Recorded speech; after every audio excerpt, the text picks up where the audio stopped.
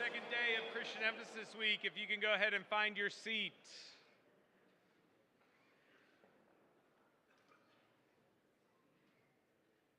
As we learned yesterday, the theme this week is living the sacrificial life. And yesterday we saw theologically, scripturally, biologically, and even through leadership that sacrifice can be a part of our lives. And that our hope is that you will start to take part of this and bring it into your life, if you're Christian or not. That it's something that is a part of all of our lives, especially for those who call Christianity their home. Because Jesus was called to sacrifice, and then all of his followers were called to do the same. And so today, let us consider that, but go into it in a different manner. We're going to be looking at it practically. How do you practically live out this sacrificial life? And we're going to hear more about that in a minute. But first, we're going to start with a word of prayer from Clayton.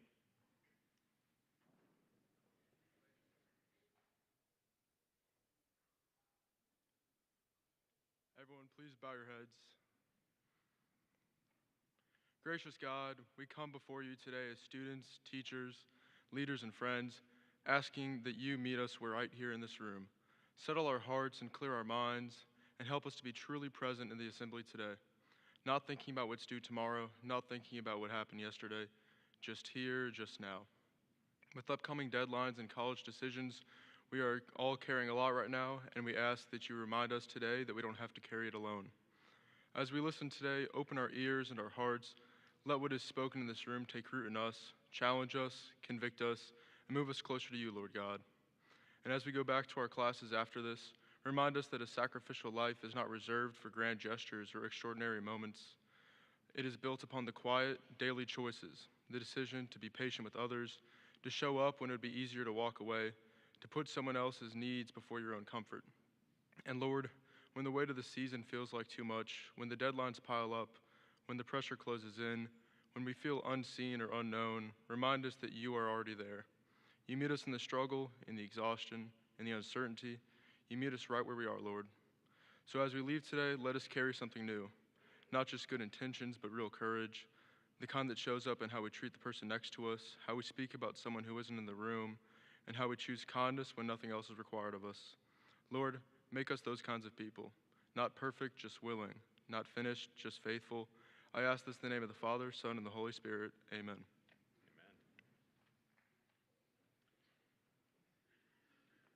Today we have the distinct privilege of having Dr. Terrence Lester speak to us. Dr. Lester is the founder of Love Beyond Walls, a ministry here in Atlanta that helps those who are experiencing homelessness. He has done many things that you will be amazed at. He has practically lived out the sacrificial life, and you're going to hear about many of those things today. Someone that I think of when I think of a hero here in Atlanta is Dr. Lester. And so let's all give him a round of applause as he comes forward.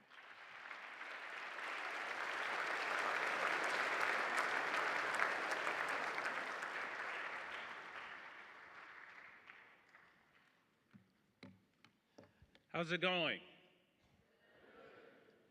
I just want to pause for a moment and just express my gratitude for being here.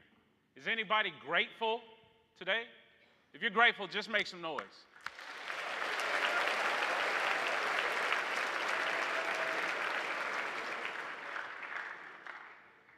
I want to start with this practical question. What do you think about when you hear the word sacrifice? That question is really personal to me because when I think about sacrifice, I also think about when I was living out of the trunk of my car when I was 16 years old experiencing homelessness. Yeah, you heard that right. Dr. Cherney called me Dr. Lester, but there was a period of my life where I was unsure about my direction. I remember I mustered up the courage one day to call my friend Eric and his father because I saw his family literally have this type of compassion toward each other, but also compassion towards the community. And I asked Eric if I could come over to his house to get a meal. I make my way over to his house, and in my own pain and my own struggle and my own sense of vulnerability, Eric's father looks at me one day in the midst of my rubble moment, and tells me one day you're going to be a leader. Sacrifice. How could this man who did not know me from a can of paint literally sacrifice his time to invest in me in terms of his words and his verbal commitment to my life? Are you hearing me? I have gratitude today because when I talk to crowds of people, sometimes I say, man, I traveled a long way to get here. And I'm not just talking about because I live in Atlanta and I live over an hour away. I'm talking about what it took for me to overcome odd after odd, hurdle after hurdle, and hardship after hardship, just to have someone tell me, I see you and God believes in you. What does sacrifice mean to you? Does it mean, I'm going to be inconvenienced because maybe I got myself in a little trouble and I don't have access to my technology? I'm inconvenienced. Is that sacrifice? Or maybe the sacrifice moment could be like, I really want to go to this concert or this event, or I really want this type of food, or I want to go to a sports game, or I want to do something that could be considered self-serving. And although it's an inconvenience, we see that sometimes as sacrifice. But the reality is, and I want you to read this, but what happens when sacrifice is not about convenience? What happens when it's about someone else's survival? Sacrifice. I remember the moment when I started to decide I wanted to go out into the city of Atlanta and start a nonprofit organization. Short story. My family allowed me during the month of Christmas, around Christmas time, to go and live underneath this bridge. You heard that right. I asked my wife one day, who was here sitting in the audience, I said, do you mind one day if I just leave our home, leave our comfort, and go and live in a tent underneath this bridge amongst those who are experiencing homelessness in the city of Atlanta? And she says, what? Wait, what? I said, yeah, I want to sacrifice in this way, because anytime you're willing to sacrifice, sometimes you have to be willing to take off your shoes of comfort to put on somebody else's shoes of struggle. Sacrifice. Long story short, I remember my family dropping me off underneath this bridge, and I still sometimes in my memory feel the cold chills of winter. It was nearing 13 degrees, and it was raining this particular day. And we were going into the night, and I arrived under this overpass, and this community embraced me. I remember when my shoes got wet and my socks got wet and my toes felt like popsicles, how Tony went into his tent, a man who was living with terminal illness, nearing the end of his life because he couldn't afford medication, goes into his tent and literally sacrifices his donated pair of socks to give them to me because I didn't take anything with me in this city. I remember walking miles and miles and miles because there was no access to a plug that had electricity where I could charge up my phone. And sometimes when you're experiencing homelessness, especially in this city, you have to walk miles and miles and miles just to survive, meaning that shoes are sometimes comparable to tires to people experiencing homelessness. I remember when my friend named Robert embraced me, and I met Robert, and he tells me his story. He says, man, the first time I ever experienced drugs is because my mom gave it to me. He says, but you are here. He says, why are you here? I says, because my faith has led me here, and I want to sacrifice and be proximate to you. Because I don't care what the world says. I don't care what society says. You are valuable. And sometimes we place value on people in terms of what school you go to, or where did you get your degree from, or how much money do you have, or who do you associate with, when real worth is all inherent and intrinsic, because everybody created in the image of God matters. That's a good place to clap.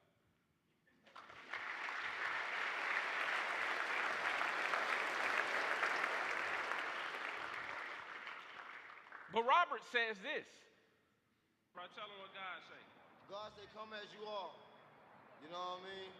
Not, you don't have to have church clothes on all the time. He said, come as you are. You can have. Robert says, come as you are. He was literally saying, man, I have nothing, but I know God accepts me. I have nothing, but it's something about the faith where God looks not at material possessions, not at what you can drive, not in what you have on, not in your associations, but he looks at the very image of how he created you and says that you still are worthy. Robert was proclaiming this underneath a bridge. And here's a scripture. Greater love has no one than this, than to lay down one's life for his friends. And Jesus is communicating this message.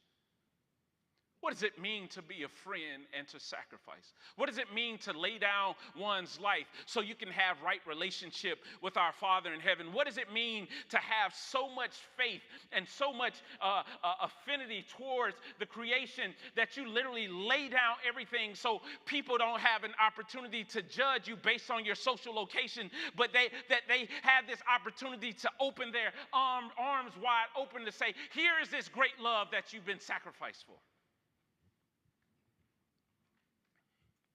I remember underneath that bridge, Robert asked me, could he be led to faith? He gives his life to Jesus under this bridge, travels with me to a church I was preaching at, and then gets baptized on the spot. Let's clap for that. Sacrifice. Sacrifice sometimes is always committed, or God can use sacrifice in a moment where we don't even know how God will use sacrifice to create this life change. I want to also celebrate the fact that I was able to walk with Robert in his own apartment just 2 years ago.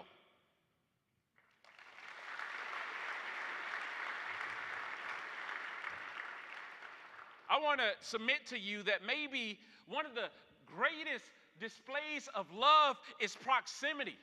It's how we choose to show up. It's how we choose to sacrifice for those who are experiencing homelessness and or poverty or vulnerabilities that are not our own experiences.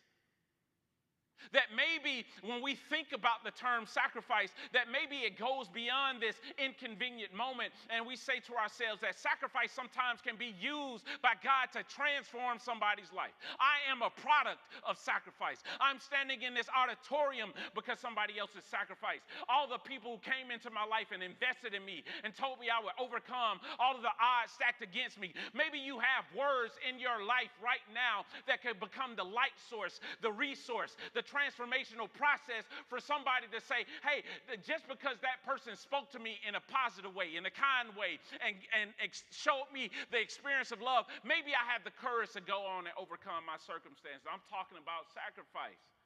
You see, sacrifice expands your understanding of the world. There's some things that you will not be able to understand until you sacrifice. Like how it is that we can stand on a corner with Tony and beg for dollars holding the sign and have people turn their heads and lock their car doors, not knowing that we're not begging for money to buy alcohol or drugs. We're begging for money because he needs medication. Or how sometimes we'll stand around fire pits and throw donated clothes in the fire pit because there's no firewood. There's no thermostat to walk over to the wall and control the temperature. Sacrifice. Or how about this moment of sacrifice when a church in Madison, Georgia decides to donate this 30-passenger church bus. I was at a gas station one day and I was pumping gas and I meet this guy named Leonard. Leonard had trash hanging from his beard. He was in his 60s and he says, man, I ended up on the streets one day after my wife passed away, because sometimes you can experience homelessness not because you made a bad choice, but because you experienced loss in your family. He says, man, I ended up on the streets. And I asked him this one question. I said, Leonard, if you had one wish, what would that wish be? Leonard looks at me and he says, I wish I could be made over. Now, I want you to understand this. He wasn't saying that I wish I could go back and start my life over. Leonard was basically saying, man, I wish in this moment that I just had access to a shower, some clean clothes, a little dignity about myself, a chance to clean my beard, and the nearest shelter away from where we were was 7 miles away. And so I get this idea. I said, what if we transform this donated bus into a mobile makeover unit? And so I lived on top of this bus in a tent for an entire month.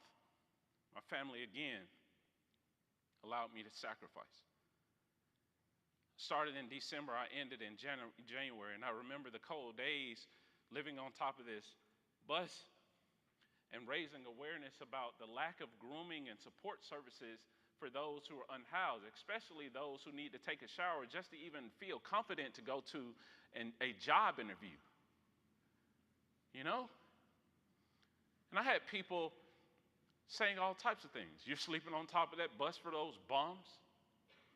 You're sacrificing not being around your family for people who deserve to be on the street. I can't even begin to talk to you about the number of things that I've heard people say that are derogatory about this population of people that God still loves. And I did it. And I'll never forget, I think it was 11 Alive News actually helped us to transform this bus, and volunteers showed up, over 500.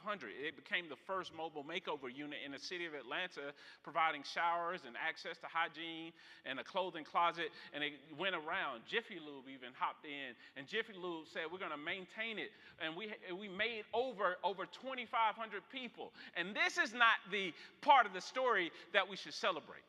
The part of the story is Jamil, when he got a chance to make over his own father on this bus.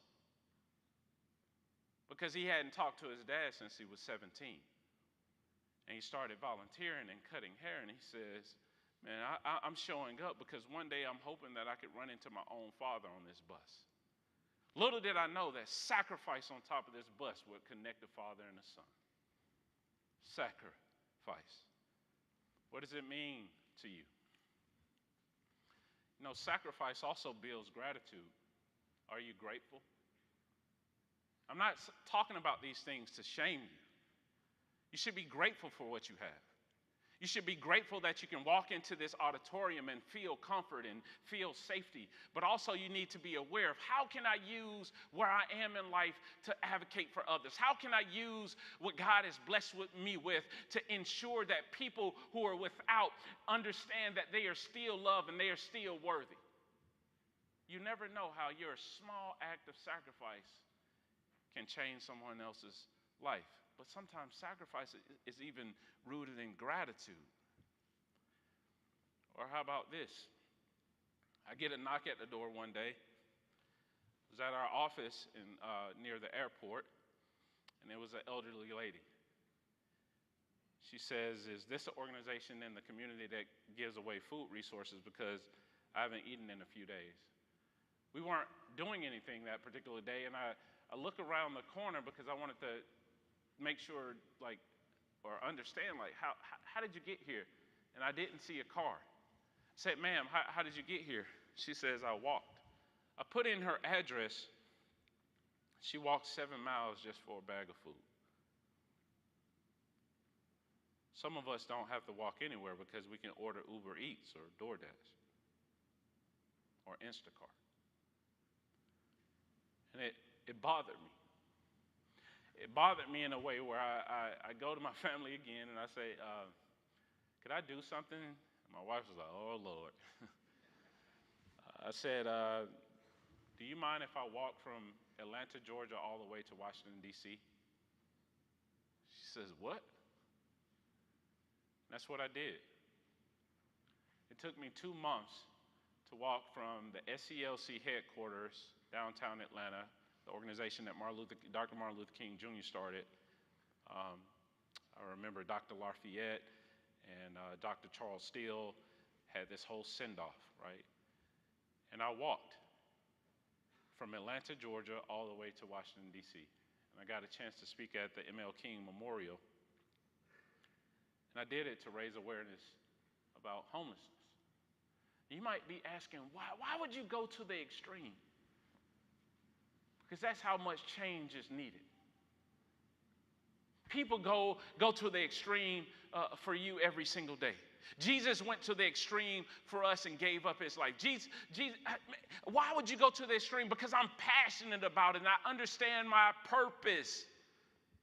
When you find out what you're really gifted at and what your purpose to do in this life, you will do it like nobody's business. You'll do it when people are watching, when people are not watching, and you'll go to the extreme because you're passionate about that. And I want to ensure that people whose voices are silenced and people who are overlooked every day and people who are driven by every single day, I want them to know that they matter.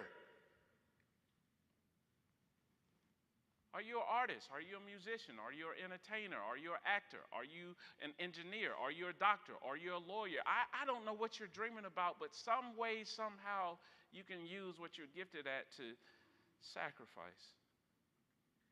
People from all around the country would come and join in these walks. And this is not the first time I did it. I followed up in 2018.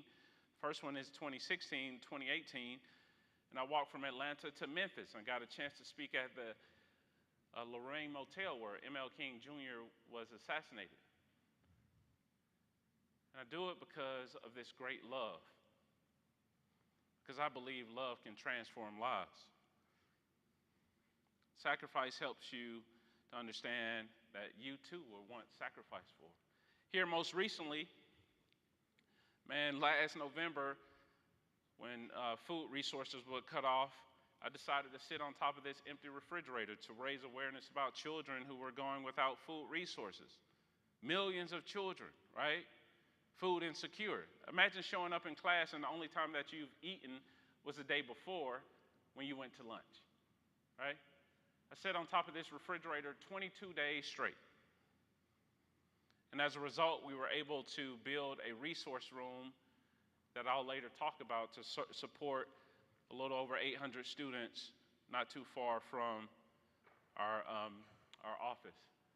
But people, even this brother here, James, who came and sat with me, he's unhoused. He says, I believe in what you're doing. I haven't eaten myself, but I want to stand in solidarity with you.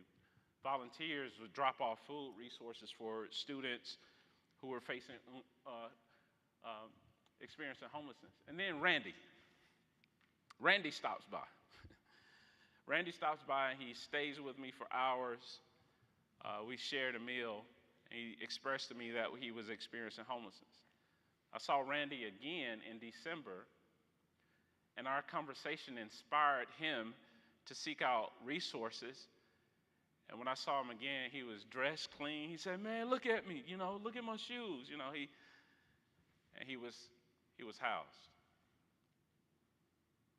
Sometimes sacrifice is even a conversation. Here recently, our most recent project, and I'm almost finished, is Zion's Closet. We partner with Title I schools, and I think some students here are building shelves to go in our next Zion's Closet, to go into the school, literally retrofit a classroom where you may have washing machines and dryers, refrigeration, shelving, all of the things that are basic resources that a family can access if they are experiencing poverty and or homelessness. Because when you are in need, it's hard for you to connect with your education, right? Could you imagine sitting in class being asked to do homework, but you're in the back of your mind, you woke up in a motel, you're hungry, right?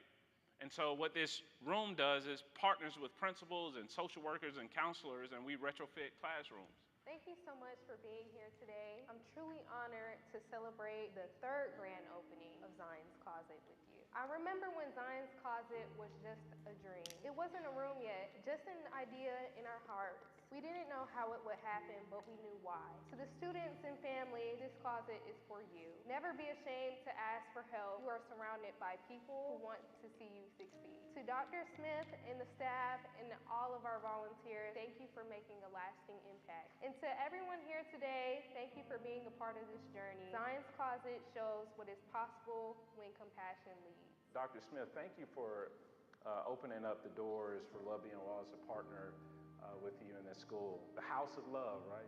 With where we're going in this country, support cannot be seasonal. I just want to say thank you for the volunteers because we can't do this without you. Virginia and Mel G, dream team. Just many days we came in here and was trying to figure everything out, and it's our team that makes us better. And and we really appreciate you all. Good morning. My name is Naomi Carter, and I am a 4th grade student here at Love T. Nolan. I'm excited about Zion's Closet. Zion's Closet is a network of school care providing clothes, school supplies, and hygiene products for families in need. Our goal for Zion's Closet is to make sure students come as their best selves in order to learn. We hope for Zion's Closet to spread out nationwide and to other schools. I look forward to visiting Zion's Closet in our school because I want to get some school supplies. Thank you. Because I want to get some school supplies. That's our 4th Zion's Closet, well, 3rd, but we just launched another one this past Friday. We have 7 schools on a waiting list, right? That's how much need is out there. Zion is my daughter. She's about to graduate as a senior. She comes to me when she was 13 years old, and she says, I want to write a children's book. We co-authored a children's book talking about homelessness and why we should have compassion towards our peers, even if they're in school with us and they're experiencing homelessness. This turns into a project and a program where we're going into these schools. And now to see her lead, even as a senior, and her compassion, it does me proud, but like to see all these community members and the partners and the school board members and the local officials and everybody comes together, you know, to volunteer and to build shelving and to do all these things just so students can be impacted it's a dream, right? It's a dream. It's a dream that we should all dream. What does sacrifice mean to you in this moment? Because sacrifice can change the world.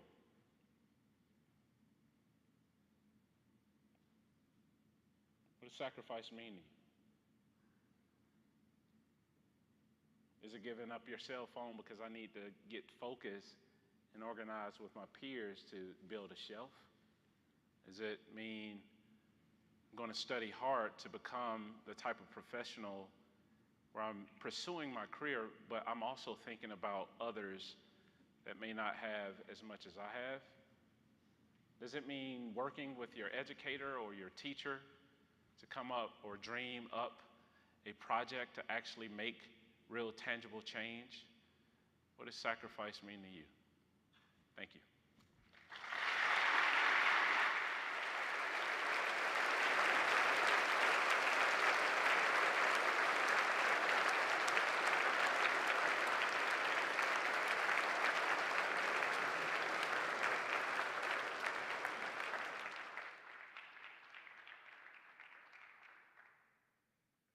Thank you, Dr. Lester.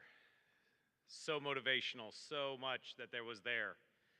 I hope each one of you will have a moment where you turn to your significant other and say, I've got an idea, and can hear that, wait, what? I hope each one of us thinks creatively, thinks outside the box to make a change for the world. See, we know that sacrifice is there theologically, it's there biblically, it's there biologically, but today you saw that it can be there practically. May each one of you people be someone that dreams and dreams bigger and does things that everybody else says, why would you do that? That's just way too far. But as we saw today, you can do it. Let us live sacrificial lives. You are dismissed.